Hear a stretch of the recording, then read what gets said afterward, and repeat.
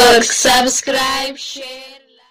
Amiti Presidenti naannoo Tigraay Dabraasiyoon Gabraah Mikaa'el ibsa kamisa waaree booda TV naannichaa irratti kanneen gama lixaa Tigraayitti lolli adeemaa jiraachuu mirkaneesseeti jira. Guutuu gabaasa kana akka taantu isiniif dhiyeessina. Presidenti naannoo Tigraay Dabraasiyoon Gabraah Mikaa'el ibsa kamisa waaree booda TV naannichaa irratti kanneen gama lixaa Tigraay lolli adeemaa jiraachuu mirkaneessaniiti jiru. Humni addaa naannoo Amaaraa fi raayyaa ittisa biyyaa waliin ta'uudhaan roobii irraa eegalanii humna addaa Tigraay waliin wal waraanaa akka jiran himan. Dabraasiyoon akka Presidentichi jedhutti meeshaalee waraanaa raayyaa ittisa biyyaa iizii ajaja kaabaa harka ture guutumatti jechuudhaan sadarkaa danda'amuun humna naannoo Tigraayin dhuunfatameera. Mootummaa federaalaa meeshaa waraanaa naannoo keenya keessa jiru akka nu haleelu hin hayyamnuu jedhan Dabraasiyoon. Meeshaa waraanaa gahaa qabna turre amma dabalata arganneera hidhannoodhaan yoo caalle malee isaanii gadi miti jedhanii jiran. Naannichatti humnoota fagoo fi dhiyoorra waraana irratti labsame barbadeessuudhaaf ga'umsa akka qabanii siman Dabraasiyoon. Lolli kun lola uummata Tigraay irratti Abiyyi Ahmad fi Pirezidaantii Eertiraa Isaayyaas Afeworqiitiin baname jechuudhaan Eertiraa qooda keessaa qabaachuu siitiseera. Loltoonni raayyaa ittisa biyyaa Tigraay keessa turan keessaa muraasni hidhannoo isaanii waliin daangaa qaxxaamuranii gara Eertiraa akka seenanis dubbatan. Mootummaa isaan rakkoo uumeef karaa nagaan furmaata siyaasaa tooquuf qophiidha jechuudhaan dubbatan. Komishinii mirga namummaa Itoophiyaa tajaajila qunnamtii Tigraayiif deebi'uu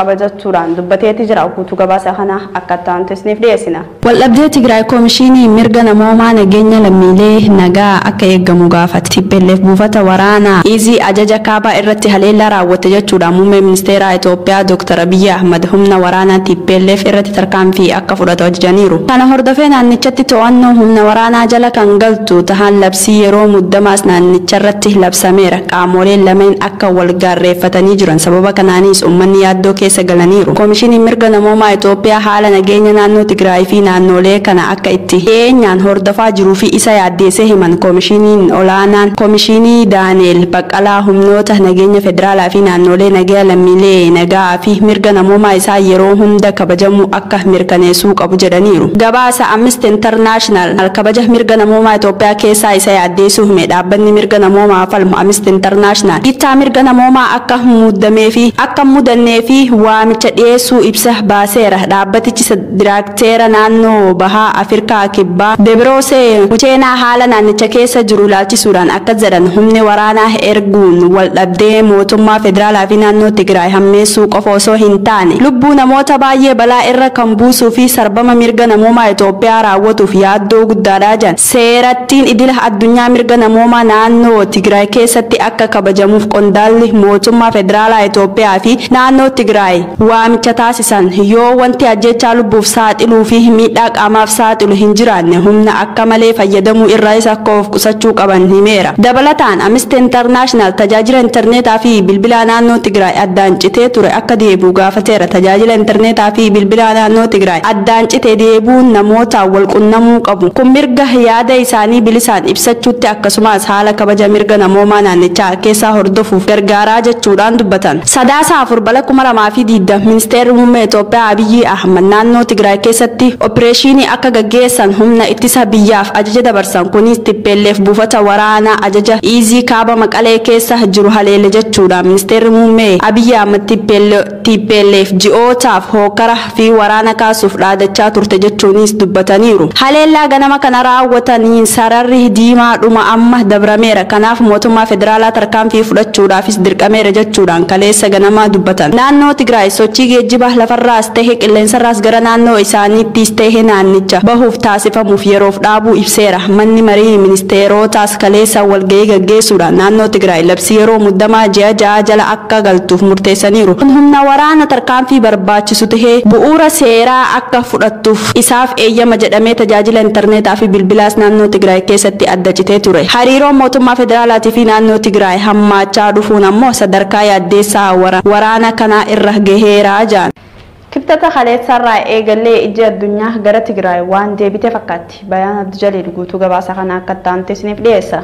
Ministeerri muummee Abiy Ahmed raayyaa ittisa biyyaa tarkaanfii waraanaa naannoo Tigraay irratti akka fudhatu ajaja dabarsuu isaanii hordofee aangoonni biyyoota adda addaa yaaddoo qaban ibsataa jiran. Kibxata Sadaasa 3 halkan humni addaa naannoo Tigraay buufata waraana raayyaa ittisaa achi jiru haleeluu isaatiin ministeera Abiy Ahmed tarkaanfii akka fudhatamu kan ajajan hoggaatu. Ministeerri haajaa alaa Ameerikaa Mike Pompeo TPLF raayyaa ittisa biyyaa Tigraay keessa buufatee haleeluu isaa daran nu yaaddeessaa jeeti jira.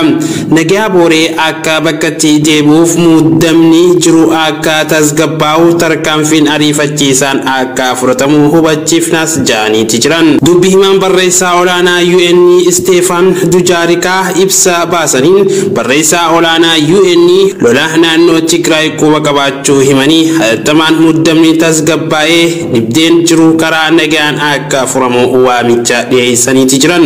Itoophiyaa keessatti tasgabbiin jiraachuun nageenya naannoo gaanfa Afrikaa gumaachaa qabu ibsaniiti jiran. UN sochii riiformii mootummaan Itoophiyaa biyya nagaa fi lammiilee isii hundaaf taatu uumuuf taasisu ni deeggarraas jaaniiti jiran. Pireezidaantiin itti aanaa Komishinii Gamtaa Awurooppaa Joosef Booreel muddamni waraana Itoophiyaa keessa jiru nagaa biyyattii fi akkasuma guutuu naannichaa balaa guddaaf kan saaxileedha jaaniiti jiran. Muddama kana kan xiqqeessuu fi furmaata nagaa kan barbaadu irratti tarkaanfiin fudhatamuu qabaas jaaniiti jiran. Itoophiyaatti ambaasaaddarri USA duraanii dhimma siyaasaa Itoophiyaa irratti dubbachuun kan beekaman Harmaan Koheen muummee ministeera Abiy tarkaanfii waraanaatti seenuun isaa gaddisiisuu himaniiti jiran. Muummee ministeera Itoophiyaa badhaasa Noobeelii injifatee Abiy mariin heera mootummaa haaraa kan sirna federaalaa dhugaatee saboota biyyattii hundaaf mirga ofiin of bulchuu olaanaa kennuu qopheessuu dhiyeesse.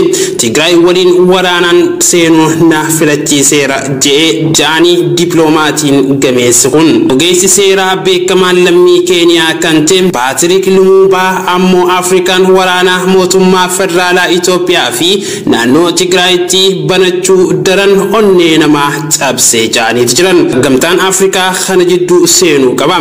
Hundi keenyaahuu kana balaaleffannee haa dubbannu jechuun waamicha dhiheesseeti jira. Komishiniin Gamtaa Afrikaa ibsa kibxata baaseen muddamni akka xiqqaatuu fi akkasuma rakkoon jiru marii biyyaalessaan akka furamu yaamicha dhiheesseeti ture.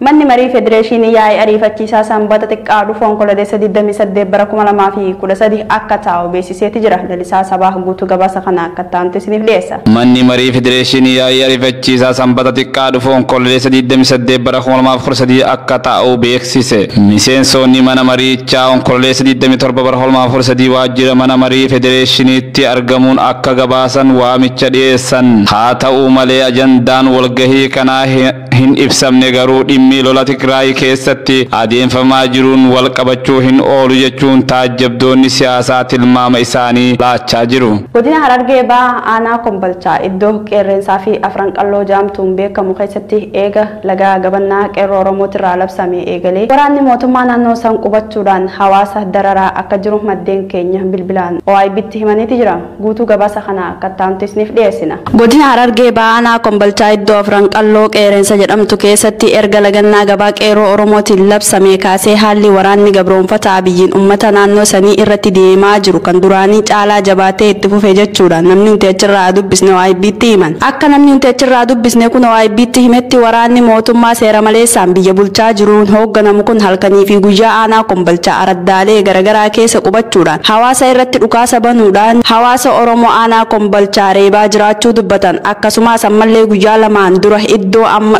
dhukaasamaatti jiru kanatti namoota hedduu ilmaan keessaniitu lagannaa gabaa hojiirra oolchaa jira jechuudhaan haadholee fi hanga daa'imaa osoo hin jedhin nama 10 takkaa ol fuudhanii hidhuu akka OIB'tti gabaasuun keenya ni yaadatama. Haa ta'u malee godina Harargee Bahaa aanaa Kombolchaatii fi aanaalee akka dirree xayyaaraa akkasumas aanaa jaarsoo qabsoo diddaa gabrummaa amma godhamaa jiru adda durummaan kan argamtu ta'uudha. Sodaa takkaan malee daa'imaa hanga manguddootti qabsoo godhaa jiraachuun isaanii ni beekama. Qabsoo godhaa jiraachuu isaanii kanaan mootummaan akka malee irratti xiyyeeffatee halkanii fi guyyaa basaasa itti godhee jiraattota naannoo kana ajjeechaa fi hidhaa dararaa jiraachuu namoonni nuti achirraa dubbisne kun guyyaa guyyaatti nutti himaa jiran. Mootummaan gabroonfataan osoo if hin duuba hin deebisin murannoodhaaf akka qabsoo isaanii kan duraanii caalaa itti fufanillee dubbataniiti jira.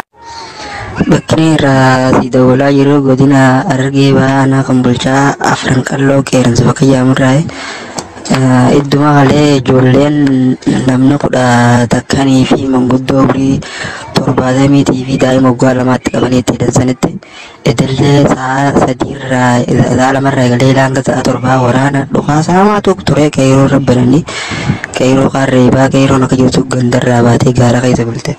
Sanumarratti sammaas ganama kana humna dabalataa ooraal 5 fidanii achi gandaqanii kuno ijoollee reebichaan ganama dhukaasni ilaa sa'a 2 eegalarraa kun amma ilaa guyyaarraa sa'a 9 dhukaasaa jiran. Bakka mootummaan bilisiginnaadhaa ma'aawwanii fi manguddoo ilaa daa'ima waggaa 2 irratti reebichaa fi hidhaadhaan hedduutti dararaa jira. Humna kan bulchaa Araddaa Qeeransaa Afran Qalloo keessaa fi boortee naannoo jedhamu keessa jiru hedduu waan nama yaachisu.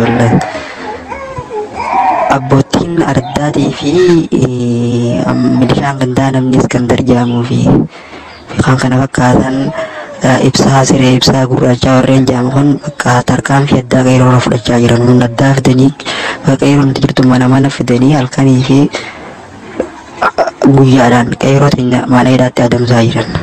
Kanaaf qeeroon amma cinaa tokko ijoollee ilaanga ammaa illee gaara keessa jirtu ni jirti. Tabiyyarraa ba'aa deemtu ni jirti bakka wantummaa qeeroo jedhamtee naannoo sanitti argamtu hedduu haala achisaa keessa jirti. Oolmaa daddachaa guyyaa har'aatiin guyyaa 26 baatii 2 bara 2013 manni murtii waliigala Oromiyaa galmee aanaalee 2 qoratee murtii kenneeti jira. Guutuu gabaasa kana akka taa'amti isiniif dhiyeessina. Oolmaa daddachaa Harargee manni murtii waliigala Oromiyaa oolmaa daddachaa har'aatiin guyyaa 26 baatii 2 bara 2013 manni murtii waliigala Oromiyaa galmee aanaalee 2 qorannoof bulee irratti murtii kenneera. Isaanis Leencoo Yuusuf Daawwiffaa jalatti namoonni 20 takka galmee lakkoofsa 33 fi 935 jalatti abbaan alangaa federaalaa yakka shororkeessummaa raawwatan jechuun magaalaa Haramayaa irraa warra himatamee turedha. Haaluma kanaan ragaa bitaa fi mirgaa erga dhagaheen booda kan bilisa baasee kan murtii adabbii hidhaa fi maallaqa adabee jira. Adabbiin kennamees Mahammad Ibroshee Imar waggaa 16 kan itti murame, Makkaalijii Maammaa waggaa 15, Magarsaa Qoondaa waggaa 8 fi ji'a 5, Aaneesoo Maammayyuyyoo waggaa 5, Jaafar Mahammad Ibroshee waggaa 4 fi ji'a 5, Muraad Adam Usmaan waggaa 1 fi ji'a 6 yoo ta'u, Kadiir Jamaal Adam waggaa 1, Mu'aaz Ahmad Bakar waggaa 1, Faaximaa Aliyyi ammoo ji'a 4 itti murameetu jira. Dabalataan hidhamtoonni 7 fi 8 malee hundi dhuunfaan adabbii maallaqaa qarshii 1000 takka adabamaniiru. Gama birootiin himatamtoonni 8 ragaa abbaa alangaa booda bilisa yoo gaggeeffama namoonni 3 gaditti ibsame dhaddacha har'aatiin bilisa jedhamaniiru. Kimiyaa Maammayyuyyootii fi Ramadaan Muktaar Taajumaa. Murtii kana adda wanti godhu dhimma himatamtoota lammaffaa fi himatamaa tokkoffaatiin himataman jiraataa gaara mul'ata aanaa kurfaa yoo taatu bakka yakka itti raawwatte jechuudhaan himatamte magaalaa Haramayaa qabamtee dargaggummaa adabbii hangana ga'u kana adabamuudha. Lammeessoo dhimma himatamaa tokkoffaa kan himataman adabbii hidhaa cimaa waggaa 16 adabamuun alatti maatii namoota 4 ta'anii murtii adabbii argachuu isaaniiti. Ammallee himatamtoonni kunneen bakka bu'aa paartii ABO ona Haramayaa ta'uun xalayaa deeggarsa dhaabaa ABO barreessine dhaddacha beeksiftan turtan jechuudhaan himannaan biraa malee sababa biraa tokkollee hin qabu. Bakka bu'aa ABO ta'eef shira kana narratti hidhatanii yakkaan ani hin raawwadheen hin qabu jechuudhaan falmii taasisullee adabbii jalaa ba'uu hin dandeenye. Karaa biroon ilmaan isaa sababa wal fakkaatuun dhaddacha kanaan murtii adabbii hidhaa kenname. Maqaan isaanii galmee kana jalatti himatamaa 5ffaa kan tahan Diinaarsaa Mahammad Ibroshee waggaa 3 fi ji'a 3tti muramu, Tuujii Mahammad Ibroshee waggaa 3 fi ji'a 3. Gumiin dhaabbilee amantaa Itoophiyaa mootummaa federaalaa fi naannoo Tigraay walitti bu'iinsa jidduu isaaniitti uumame haal dureewwan tokko malee akka dhaaban gaafateeti jira. Guutuu gabaasa kana akka taa'amtu isiniif dhiyeessina. Gumiin dhaabbilee amantaa Itoophiyaa mootummaa federaalaa fi naannoo Tigraay walitti bu'iinsa jidduu isaaniitti uumame haal duree tokkoon malee akka dhaaban gaafate. Gumichi ibsa haala yeroo irratti baaseen wal dhabdee fi muddamni mootummaa federaalaa fi naannoo Tigraay jidduutti uumameen cimee gara wal waraansaatti ce'uu isaatiin baay'ee gaddineeraa jedhan. Kana malees kanaan dura haalli gara sadarkaa amma irra ga'ee akka hin guddanneef yaalii qaamolee lamaan walitti fiduu mariisisuuf taasifne nuuf milkaa'uu dhabuu isaatti gaddineeraa jedhan gumichi. Waraana uummata isaa balleessaa fi barbadeessuudhaan filmaata badaa kana kisaaraa diinagdee fi naannolee olaanaa qaqqabsiisuu ta'us yaadachiisuu barbaannaa jedhan. Kanaafuu qaamni hundi nageenyaaf tasgabbii lammiilee biyyattiif yaadu gahee isaa akka bahatuufis waamicha taasisneeraa jedhan. Waliigalteen abbootii amantaa jidduutti tolfame jedhame gama biraatiin immoo garaagarummaa yaadaa uumeeti jira. Guutuu gabaasa kanaa Muhammad Abdusalaam akka taanti isiniif dhiyeessa. Waliigalteen abboota amantaa jidduutti tolfame jedhame gama biraatiin ammoo garaagarummaa yaadaa uume. Waldhibdeen abboota amantaa mana lubummaa waliigalaa Ortodoksii fi koree qindeessituu mana lubummaa naannoo Oromiyaa jidduu ture araaraan waan furameef lubummaan abbootii amantaa ugguramee ture akka irraa ka'uu fi mana lubummaa waliigalaa Ortodoksii keessatti hojiin kennamee fi akka hojjetan qulqulluu Sinoodosiin Bataskaana Ortodoksii Tawaahidoo Itoophiyaa murteessee jira. Waliigaltee fi araarri jedhame kun ammoo gama biraatiin hoogganoota koree qindeessituu mana lubummaa naannoo Oromiyaa jidduutti garaagarummaa yaadaa uumee jira. Talagaa daawwattootaa fi kabajamtoota keenya oduu narraaf qabannees niif dhaanne asumarratti hangoo labamta hangoo dubiraatiin walitti deebinti nagaan nuuf tura.